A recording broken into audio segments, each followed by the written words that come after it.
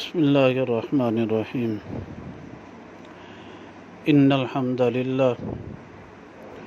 وان العظمۃ للہ وان الکبریاء للہ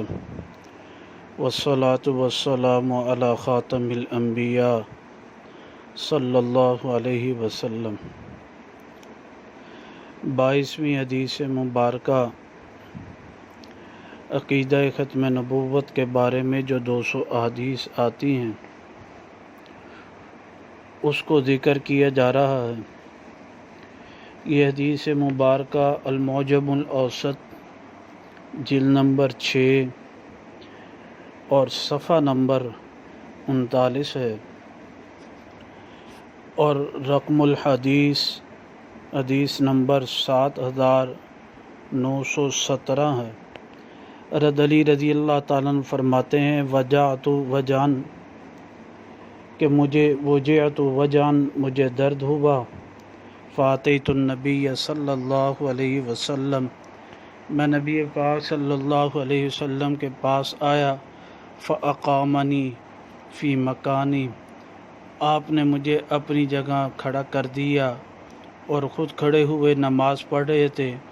والقا علی طرف ثوبی،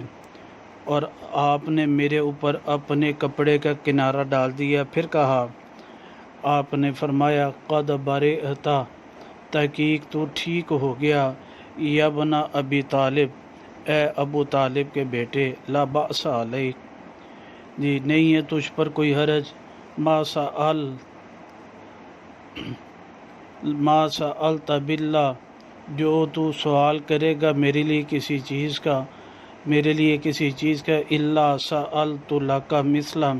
میں تیرے لیے یہ سوال کروں گا اسی جیسا، ولا سألت اللہ شیئا، اور نہیں میں سوال کروں گا کسی چیز کا، الا اعطانیہ، مگر اللہ مجھے دے دیں گے، وہ عطا کر دیں گے، غیر انہ قیل لی، پھر فرمایا انہ لا نبی بعدک، بے شک میرے بعد کوئی نبی نہیں ہو، تیرے بعد کہا گیا مجھے کہ انہ لا نبی بعدک، کہ آپ کے بعد کوئی نبی نہیں ہوگا۔ تو اس حدیث مبارکہ سے بھی یہ معلوم ہوا، آپ علیہ الصلوۃ والسلام نے فرمایا جو اللہ سے میں سوال کروں گا تمہارے لیے علی،